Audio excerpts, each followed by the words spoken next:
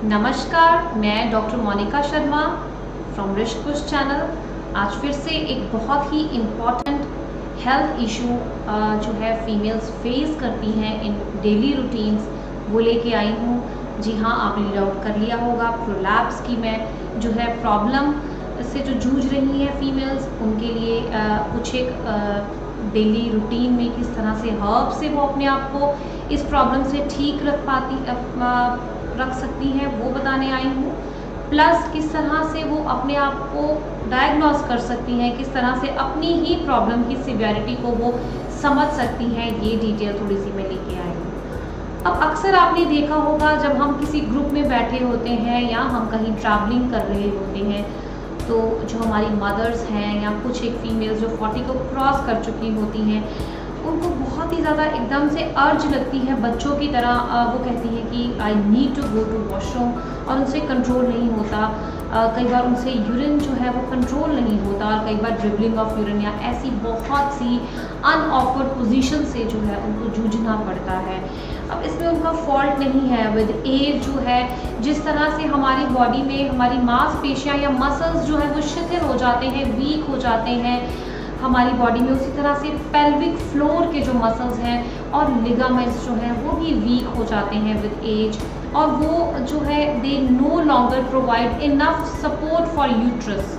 जो कि बॉडी में एक फीमेल रिप्रोडक्टिव ऑर्गन है, उनको पकड़ने में वो असक्षम रहती हैं। जो भी पेल्विक फ्लोर की जो मसल्स हैं वो विद एज अपनी इलास्टिसिटी को लूज़ कर जाती हैं ड्यू टू रीजंस। आगे बहुत से हैं जो मैं उन पर भी आऊँगी, लेकिन मेन जो उनको प्रॉब्लम आती है मैं उनके बारे में आपको पहले बता रही हूँ कि उसका जो मेन कॉज है उनके मसल्स का वीक हो जाना, और उसमें जो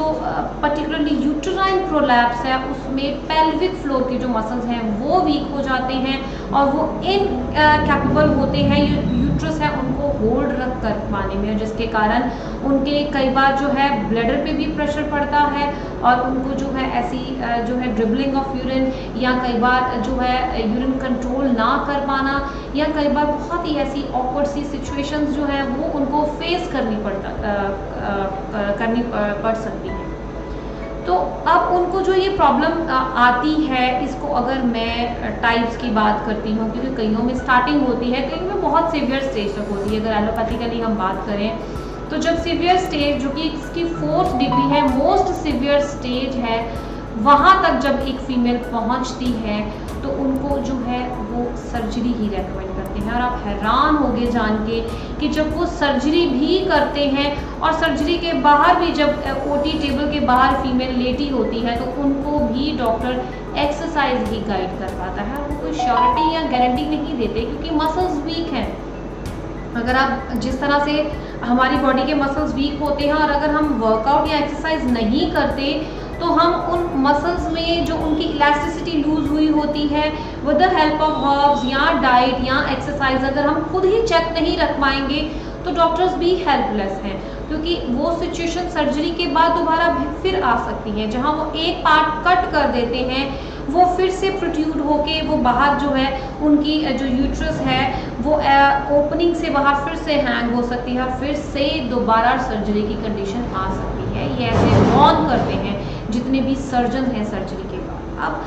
ऐसी उनकी क्या टाइप्स रहती हैं, तो टाइप्स के हिसाब से, सिवियरिटी के हिसाब से, ये 4 डिग्री की जो है प्रोलैप्स, यूट्राइन प्रोलैप्स इसको कहा जाता है। इसमें जो यूट्रस है वो स्लिप डाउन करता है। रीजन मैं आपको बता चुकी हूँ, पेल्विक फ्लोर की जो मसल्स हैं उनकी एंड लिगामेंट्स जो हैं वो वीक हुए होते हैं, और they no longer provide enough support to the uterus. इसके कारण जो है यूट्रस थोड़ा सा स्लिप डाउन करता है। अब अगर मैं 1st डिग्री की बात करती हूँ, तो उसमें जो यूट्रस है वो डिसेंड करता है अपर इंट्रोशियस लेवल, अपर जो वजाइनल लेवल है वहाँ तक हल्का सा डिसेंड करता है। 1st डिग्री की अगर मैं बात करूँ, तो उसमें फीमेल्स में हल्के हल्के सिम्टम्स आते हैं। उसको फील होता है जैसे कुछ हैवीनेस है,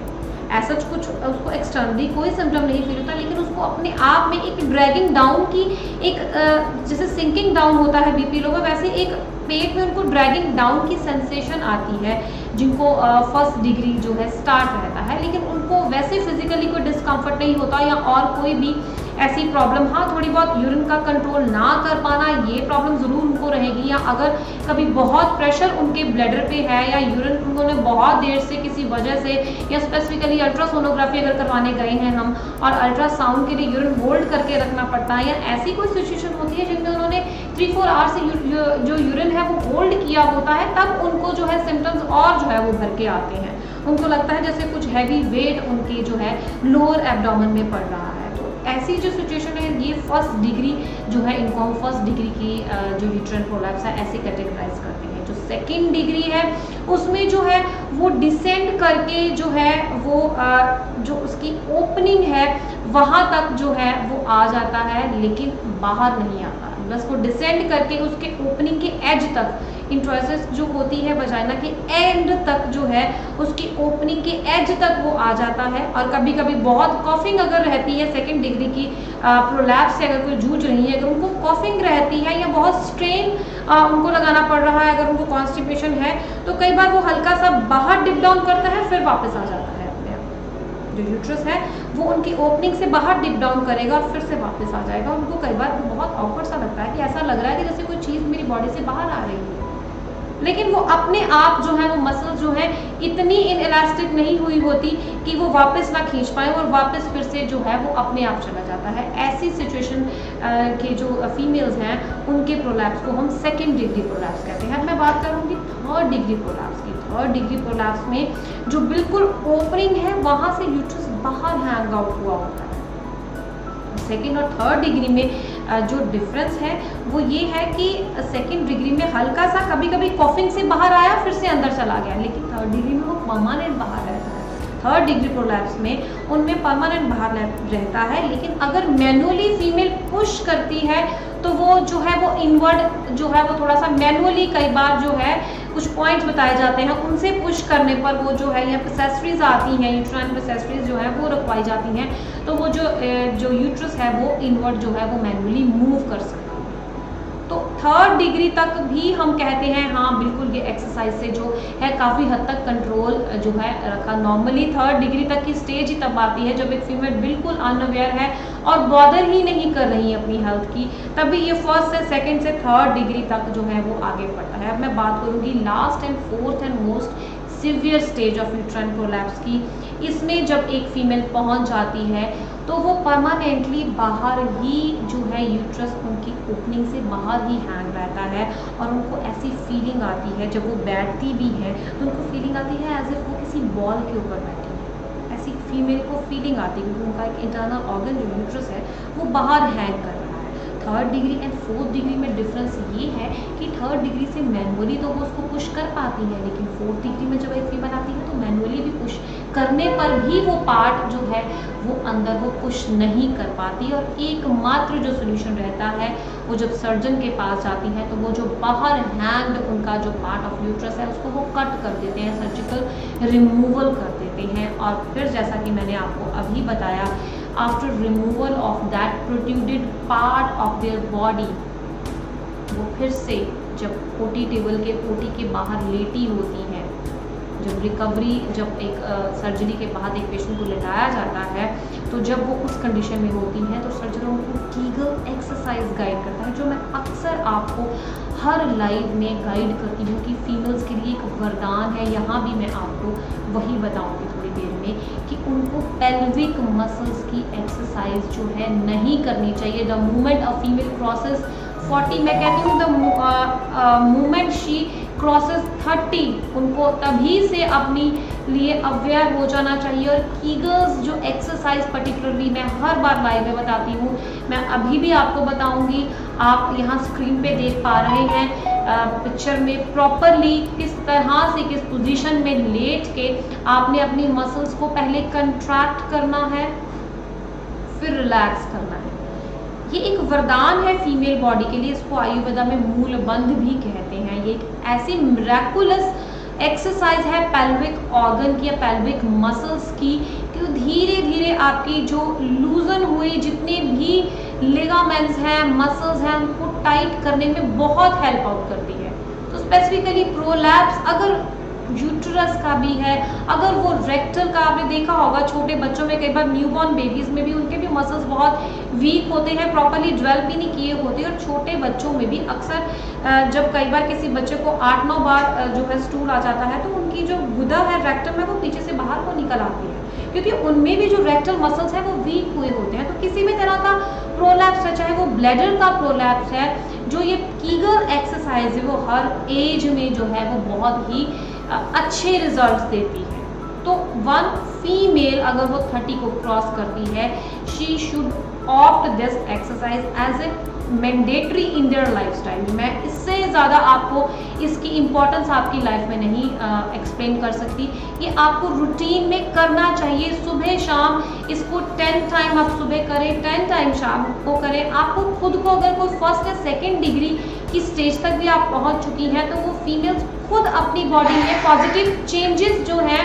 वो ऑब्जर्व करेंगी, उनको अपने आप में जो है टाइटनेस फील होगी जब वो ये कीगल एक्सरसाइज एक रूटीन में सुबह शाम कर रहे हैं। तो ये बहुत ही ज़्यादा मिराकुलस जो है वो रिजल्ट देती है प्रोलैप्स से जूझती हुई हर एक फीमेल के लिए, चाहे वो प्रोलैप्स वजाइना का है, चाहे वो प्रोलैप्स यूट्रस का है, चाहे वो प्रोलैप्स जो है रेक्टम का है या ब्लैडर का है, कहीं का भी अगर प्रोलैप्स है, मसल्स आपके पेल्विक एरिया के अराउंड अगर लूज है तो Kegel exercise is very good at all age. अब अगर मैंने एक्सरसाइजेस की बात की है तो मैं थोड़ा सा जो है योगा की तरफ सबसे पहले इसको एक्सप्लेन करती हूँ, बाद में मैं हर्ब्स और डाइट की तरफ आऊँगी। तो योगा में अगर मैं बात करती हूँ तो एक तो रूटीन में मूल बंद हो गया जो मैंने आपको बताया,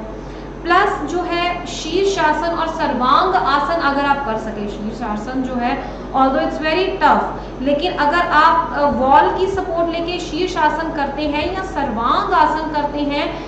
रूटीन में अगर आप करते हैं, एक टाइम ही चाहे करें, तो आप देखेंगे कि आपकी पेल्विक मसल्स जो है वो बहुत ज़्यादा जो है उनमें टाइटनेस जो है वो आ जाती है।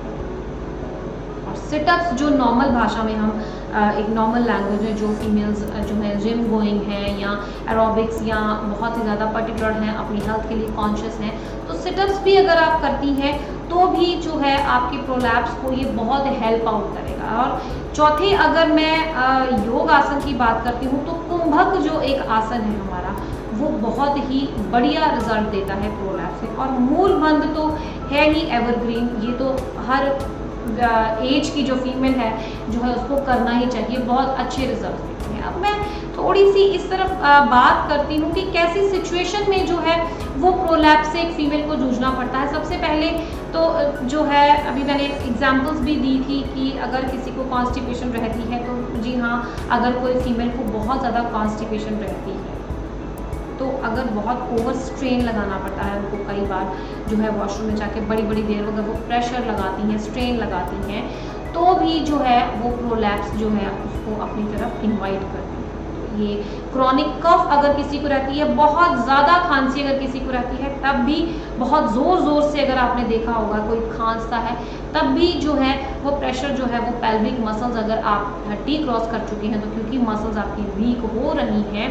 तो ये एक डायरेक्ट न्योता भी हो सकता है प्रोलैप्स को अपनी तरफ आमंत्रित करने के लिए। और अगर मैं बात करूँ उन फीमेल्स की जो बहुत पर्टिकुलर है, अपनी हेल्थ के लिए रेगुलर जिमिंग कर रही हैं, रेगुलर वर्कआउट्स कर रही हैं, तो उनमें वो फीमेल्स जो बहुत हैवी वेट उठाती हैं जब भी जिमिंग करती हैं, तो उनको मैं थोड़ा सा यहाँ वार्न करना चाहूँगी कि आपको भी ये प्रॉब्लम अगर आप 40 को क्रॉस कर चुकी हैं और अगर आप अनअवेयर हैं, अगर आप कीगल्स एक्सरसाइज नहीं कर रही हैं और प्रॉपर डाइट का अपना ध्यान नहीं कर रही हैं, सिर्फ हैवी वेट लिफ्टिंग कर रही हैं, तब भी कई बार जो है ये प्रॉब्लम आ जाती है। हालांकि अगर एक फीमेल इतनी पर्टिकुलर है कि वो डेली जो है वर्कआउट्स कर रही है और अपनी जो है हेल्थ का प्रॉपर ध्यान रख रही है, तो ये प्रॉब्लम नहीं आती, क्योंकि वो सिर्फ वर्कआउट ही नहीं करती, साइड बाय साइड अपनी डाइट का भी प्रॉपर ध्यान रखती है। लेकिन कई बार अनअवेयरनेस होने के कारण जो है हैवी वेट लिफ्टिंग से भी हमने देखा है कि कई फीमेल्स को जो है वो ड्रैगिंग पेन और ऐसी सेंसेशन जो है वो आ जाती है। उसके बाद जो है प्रेगनेंसी अगर किसी को होती है और लार्ज बेबी डिलीवर अगर आपने किया है, कई बार हमने देखा होगा बेबी बहुत हेल्दी होता है, फीमेल्स ने अगर किसी फीमेल ने 4 किलो से फॉर एग्जांपल या 4 किलो से ज़्यादा, थोड़ा सा कुछ 1 पॉइंट ज़्यादा, हालांकि इससे ज़्यादा नहीं, जो है बेबी 2 kg या इससे ज़्यादा अगर वेट का कोई बेबी डिलीवर किया है फीमेल ने, इवन 3.5 kg से भी ज़्यादा अगर कोई बेबी डिलीवर करती है, तो उनमें भी एक चांस है कि उनकी मसल्स जो हैं वो बहुत जो है वहाँ पे लूज़ हो चुकी होती हैं। इसलिए अगर वो ध्यान नहीं देंगी, प्रॉपर वर्कआउट्स या योगा या मूल बंद नहीं करेंगी, तो उनको भी लेटर स्टेज में प्रोलैप्स की प्रॉब्लम से जूझना पड़ सकता है। उसके बाद मैं बात करूँगी गेटिंग ओल्डर। जैसे जैसे एक फीमेल बड़ी होती है, जैसा कि मैंने बताया, सबसे पहले 40 को क्रॉस कर जाती है और बॉडी में ऑस्ट्रोजन लेवल्स जो है वो कम हो जाते हैं। मैंने अपने मेनोपॉजल जो है डाइट जब बताई थी मेनोपॉज फीमेल के लिए, स्पेसिफिकली मेरे जो लाइव सेशंस हैं उस पर मैं आपसे रिक्वेस्ट करूँगी आप उनके ज़रूर गो थ्रू है। मैंने वहाँ भी जिक्र किया था कि जब ऑस्ट्रोजन लेवल कम हो जाता है तो थिनिंग ऑफ वॉल हो जाती है मसल्स, थिनिंग ऑफ वॉल्स हो जाती है, तो जो हमारा एंडोमेट्रियम है उसकी भी थिनिंग हो जाती है। तो उस केस में कई बार जो है थिन होने के कारण मसल्स और टिश्यूज़ का थिन हो जाना भी अगेन जो है वीक जो है लिगामेंट्स भी वीक हो जाते हैं, मसल्स भी वीक हो जाते हैं और आपको प्रोलैप्स की प्रॉब्लम से जूझना पड़ सकता है। तो ये नॉर्मल थोड़े से जो है ये ऐसे फैक्टर्स हैं जिनकी वजह से जो है वो प्रोलैप्स जैसी प्रॉब्लम जो है 40 को क्रॉस करती है, तो उनसे आपको जूझना पड़ता है। सबसे पहले मैं बात करूँगी डोंट्स की, डू की भी मैं बात करूँगी। सबसे पहले हम डोंट्स की तरफ आते हैं, क्योंकि ये छोटा सा एक एस्पेक्ट है, इसलिए मैं पहले वो बताना चाहूँगी कि कौन सी ऐसी चीज़ें हैं जो नहीं करनी चाहिए फीमेल को, जिससे कि वो प्रोलैप्स जैसी प्रॉब्लम्स जो है उनसे उनको जो सफ़र ना करना पड़े। तो एक तो सबसे पहले जो है एक्सेसिवली ड्राई थिंग्स अगर आप ईट करती हैं, रूक्ष आयुर्वेदा में मानते हैं रूक्ष जितनी भी चीज़ें हैं वो अगर और उष्ण वीर्य जितनी भी चीज़ें अगर आप ले रही हैं, अगर आप थोड़ा सा कम कर दें। अब इसमें ग्रीन टीज़ भी आती है, मेरा ग्रीन टी पे भी लाइव है, आप उसके भी गो थ्रू हो सकते हैं। मैंने बहुत ही एक्सप्लेन करके उसमें आपको बताया है कि उसमें क्या क्या पड़ा होता है ग्रीन टी से, और वाई आई एम अगेंस्ट कि दिन में 1 या 2 कप से ज़्यादा आपको ग्रीन टीज़ नहीं लेनी चाहिए। जो फीमेल्स एक्सेसिवली ग्रीन टीज़ ले रही हैं, नॉर्मल टी की भी अगर मैं बात करती हूँ, कईयों को बहुत ज़्यादा आदत होती है दिन में 5-6 बार मैंने देखा है कप ऑफ जो है टी वो लेने की इन हैबिट होती है। उस पर थोड़ा सा आप चेक लगाएं, क्योंकि कई बार एक्सेसिवली टी या ग्रीन टी लेने से भी आपकी जो है बॉडी में, क्योंकि वो ड्राई होती है, बॉडी में रुक्षता को बढ़ाती हैं और वात दोष को बढ़ाती हैं। और बेसिकली अगर मैं दोषास की बात करती हूँ तो प्रोलैप्स बेसिकली अपान वायु जो है, जो कि हमारे पेल्विक रीजन में जो होती है वो, और समान वायु जो इंटेस्टाइन में पाई जाती है, उनके दूषित होने के कारण ही प्रोलैप्स जैसी, मैं आयुर्वेदा और एलोपैथी को हमेशा जो है आपको थोड़ा सा सिंप्लीफाई करके बताती हूँ, ताकि आपको पता चल पाए कि किस तरह से क्या ऐसे फैक्टर हैं आपकी बॉडी में, कहाँ पे कमी रह जाती है जिस वजह से ये प्रॉब्लम आती है, ताकि आप अपनी उन चीज़ों को थोड़ा सा चेक रख पाएँ और आपको थोड़ा सा हेल्प आउट हो सके। इसीलिए समान वायु और जो अपान वायु है उनके दूषित होने पर जो है प्रोलैप्स जैसी प्रॉब्लम से एक फीमेल को जूझना पड़ता है। तो जो रूक्ष आहार रहते हैं, जो भी रूक्षता लाते हैं, जैसे कि ग्रीन टी और नॉर्मल टी भी, जो कि बॉडी में बहुत रुक्षता लाती हैं, वो हमारी अपान वायु को भी बहुत दूषित कर देती है। इसलिए थोड़ा सा आप 1 या मैक्सिमम 2 कप ही लें ग्रीन टी, यहाँ मैं फिर से आपको यही रिक्वेस्ट करूँगी। प्लस जितने भी स्पाइसी जो आप लेते हैं, एक्सेसिवली अगर आप जंक फूड लेते हैं, एक हमारी जो है एक ट्रेडिशन बन चुका है, फीमेल जो है फैमिली में सबका ध्यान रख पाती है, लेकिन जब अपनी बारी आती है तो कह देती है कोई बात नहीं, मैं खा लूँगी खाना। ये एक नॉर्मल है, हम अपनी माँओं से देखते आ रहे हैं ये चीज़। फीमेल जो बिल्कुल अवेयर ही नहीं है अपनी हेल्थ के लिए, ध्यान ही नहीं दे पाती, तो इसलिए थोड़ा सा उनको अपनी डाइट में प्रॉपर ध्यान देना चाहिए। आगे मैं आपको हर्ब्स बताऊंगी और मैं रिक्वेस्ट भी करूंगी कि आप प्लीज़ ये हर्ब्स को अपनी डाइट में इनकॉर्पोरेट कीजिए, रूटीन में लीजिए, ताकि जो कहीं कमी रह जाती है वो ज़रूर पूरी हो। जैसा कि मैंने आपको बताया कि लैक ऑफ एस्ट्रोजन के कारण थिनिंग ऑफ जो है आगे मसल सेल्स या थिनिंग ऑफ वॉल्स हो जाती है। तो इसलिए फिर से यहाँ मैं बताऊंगी कि फाइटो एस्ट्रोजन रिच डाइट जो है वो जितनी भी प्रोलैप्स से जूझ रही फीमेल्स हैं उनके लिए एक वरदान है। उनको जितनी भी ऐसी डाइट जो है जिनसे फाइटोएस्ट्रोजन मींस प्लांट एस्ट्रोजन बोलते हैं, क्योंकि उनकी बॉडी में एस्ट्रोजन लेवल कम हो रहा है अगर आप 40 को क्रॉस कर रहे हैं। बोन्स भी आपकी ब्रिटल हो रही हैं क्योंकि उनमें ऑस्ट्रोजन जो है डेपोजिशन जो है करती है, जो एक आपकी बॉडी में कैल्शियम डेपोजिशन करता है ऑस्ट्रोजन हार्मोन, वो क्योंकि कम हो रहा है इसलिए आपकी बोन्स में उतने अच्छे तरीके से कैल्शियम डेपोजिट नहीं हो पाता। इसलिए आपको जो है फाइटोएस्ट्रोजन जितनी भी सोया, टोफू या मैं हर बार आपको बताती हूँ वैसी डाइट आपको लेनी चाहिए। फिर मैंने फ्लैक्सीड का जो है फ्लैक्सीड ऑयल का बड़े ही अच्छे तरीके से आपको बताया था कि किस तरीके से आपको जो ऑयल भी है वो 3 ऑयल का मिक्सचर लेना चाहिए, क्योंकि ये भी फाइटोएस्ट्रोजन रिच डाइट में जो है अलसी जो है इसका नाम बहुत ही गिना जाता है। और अगर आप इसको रूटीन में ऐड करते हैं अपनी डाइट में, फिर चाहे वो सुबह कर्ड में मिला के 1 चम्मच रॉ फ्लैक्स सीड्स हो, या जो ऑयल जैसे मैंने आपको अपने उस सेशन में बताया था कि 3 तरह के ऑयल कितने रेशो में आपने फ्लैक्स सीड ऑयल लेना, प्लीज़ गो थ्रू ज़रूर हुए उस सेशन के भी मेरे, और उसको प्लीज़ आप अपनी डाइट में इनकॉर्पोरेट करें। अब मैं बात करूँगी कि इसका लाइन ऑफ ट्रीटमेंट रहता क्या है। बात तो मैंने आपको बता दी कि सर्जरी में भी डॉक्टर आपको गाइड कर देते हैं एक्सरसाइज करें, लेकिन अब ऐसी क्या चीज़ें हैं जिनको हम रूटीन में लें और सर्जरी तक की नौबत ही ना आए। जैसा मैंने आपको अभी 1st, 2nd, 3rd, 4th degree जो है वो एक्सप्लेन किया है, तो मैं आप सबसे रिक्वेस्ट करती हूँ जहाँ कहीं आपको अपने इन सिम्टम्स को देख के आपको फीलिंग आए कि नहीं शायद मुझे प्रोलैप्स का ऑनसेट ना हो जाए अगले 1 आधे साल में, अगर कहीं एक छोटा सा भी सिम्टम आपकी बॉडी में डेवलप कर रहा है तो आप प्लीज़ जो है डाइट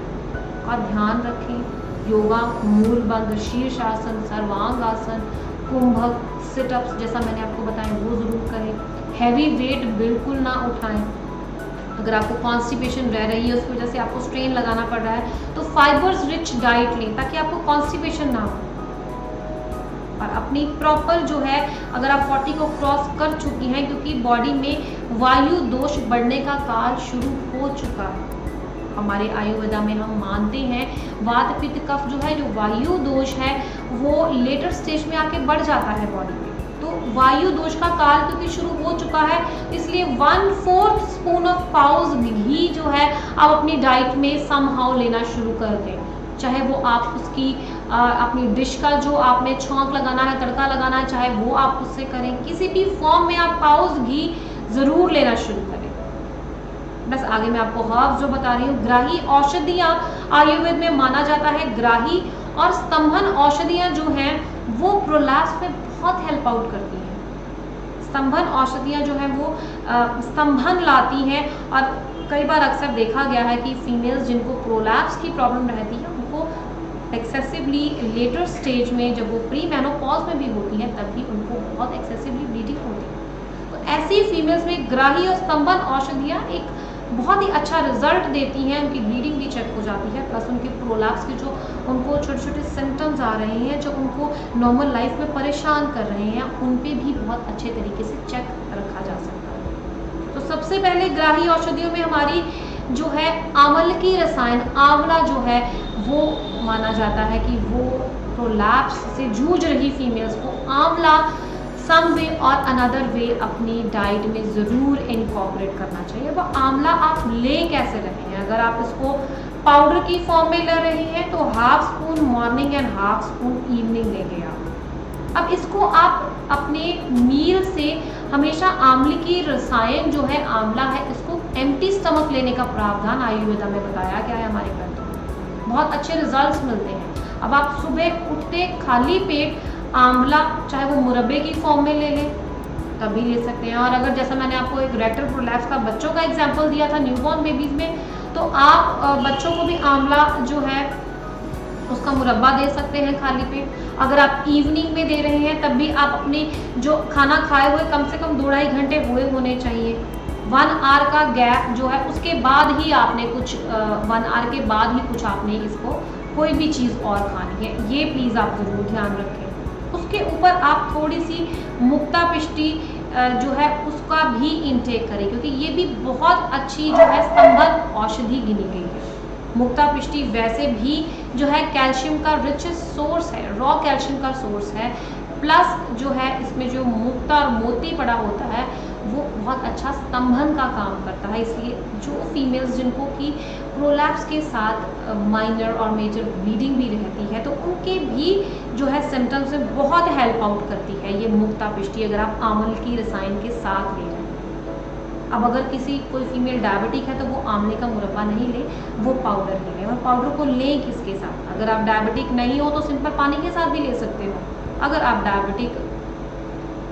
हो तो आप पानी के साथ भी ले सकते हो, और अगर आप डायबिटिक नहीं हो तो आप शहद के साथ भी ले सकते हो। लेकिन लेना इसको एम्प्टी स्टमक ही है, और जो शाम को आपने लेना है वो भी खाने से कुछ 1 घंटा पहले ही लेना है, कुछ भी खाने से। तब जब आपको लंच किए हुए आपने 2-2:30 बजे लंच किया है तो आप 4:30 बजे आप इसको ले सकते हैं, 5 बजे, और उसके बाद 6-6:30 बजे ही आप कुछ खाएं जो भी खाना है। 1 आवर का गैप आपने डालना है। उसके बाद जो बहुत बढ़िया जो ग्राही और स्तंभन औषधि है आयुर्वेदा में मानी गई है वो है विथेनिया सोमनिफेरम, ashwagandha.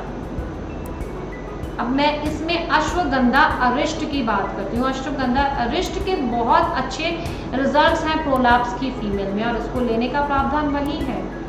3 TSF thrice a day. आप ले, अश्वगंधा इजीली अवेलेबल है, आप कहीं से भी ले सकते हैं। 3 चम्मच जो है 3 टाइम नहीं तो पहले 2 टाइम स्टार्ट करके देख लो, पानी में मिक्स करके लेंगे क्योंकि ये फर्मेंटेड प्रिपरेशन है तो कई बार टेस्ट ठीक नहीं लगता। ये रूट्स ऑफ विथ जो है अश्वगंधा उससे बनी होती है। लेकिन इसको जैसा कि आंवल की रसायन को खाली पेट लेने का प्रावधान है, जो अश्वगंधा अरिष्ट है इसको हमेशा खाने के बाद लेते हैं। तीसरी बहुत ही मिराकुलस जो है फॉर्मुलेशन हमारी अपनी है जो कि ल्यूकोफिट नाम से आती है। इसमें बहुत सी अच्छी स्तंभन और ग्राही औषधियाँ पड़ी हुई हैं। अगर आप ध्यान से आप स्क्रीन पे देख पा रहे हैं, इसमें इंग्रेडिएंट्स पड़े हुए हैं। आप थोड़ा सा टीम से मैं रिक्वेस्ट करूंगी।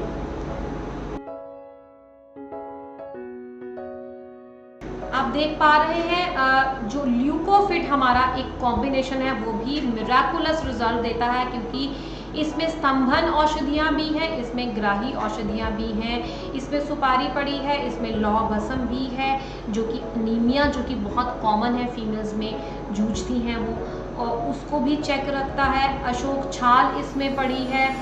इसमें आप देख पा रहे हैं इसमें जो है लौद्र घन सत्व पड़ा है, इसमें मुक्ता पिष्टी जो कि मैंने अभी आपको बताई है वो भी पड़ी है। तो ये बहुत ही मिराकुलस रिजल्ट देती है प्रोलैप्स की फीमेल्स को। जिस किसी को भी, चाहे वो रेक्टल प्रोलैप्स है, चाहे वो यूटेराइन प्रोलैप्स है, जो ल्यूकोफिट है,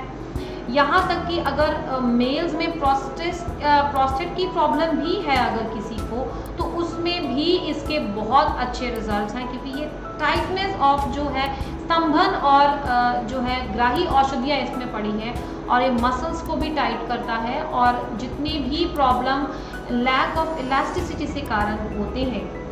उन पे ये चेक रख देता है। उसके साथ ही साथ मैं अक्सर अपनी जितनी भी फीमेल्स ऐसी हैं मेरी पेशेंट्स जो प्रोलैप्स से जूझती हैं, मैं उनको गाइड करती हूँ माइमोसा पुटिका, जो कि टच मी नॉट करके एक लज्जालू प्लांट बोला जाता है आयुर्वेदा में, वो भी आपके सराउंडिंग से आपको इजीली मिल जाएगा। उसकी 8 to 10 लीव्स की आप डिकॉक्शन बना लें, और उसको अगर आप सुबह शाम लेना शुरू कर देते हैं तो वो फीमेल्स जिनको की हैवी ब्लीडिंग भी रहती है प्रोलैप्स से, उनके लिए भी बहुत यूजफुल है। सो आई होप जो मैंने आज आपको प्रोलैप्स के बारे में थोड़ी सी इंफॉर्मेशन दी है, और जो मैंने कोशिश की है कि इस एज की जो फीमेल्स हैं वो जो इस प्रॉब्लम से सफ़र कर रही हैं वो इन चीज़ों को, इन डाइट्स को, इन हर्ब्स को, और जो एक्सरसाइजेज या योगा के आसन मैंने बताए हैं उनको अपनी लाइफ में इनकॉर्पोरेट करके जो है फर्दर आगे कॉम्प्लिकेशन से बच सकें। और मैं आपसे रिक्वेस्ट करूंगी, आपको अगर किसी भी और इन्फॉर्मेशन के बारे में, अगर फीमेल हेल्थ इशू के बारे में अगर आप कोई जानकारी चाहते हैं तो प्लीज़ आप कमेंट बॉक्स में ज़रूर मेंशन करें, ताकि मैं नेक्स्ट लाइव सेशन में उसके बारे में भी आपको थोड़ा सा गाइड कर सकूं। धन्यवाद।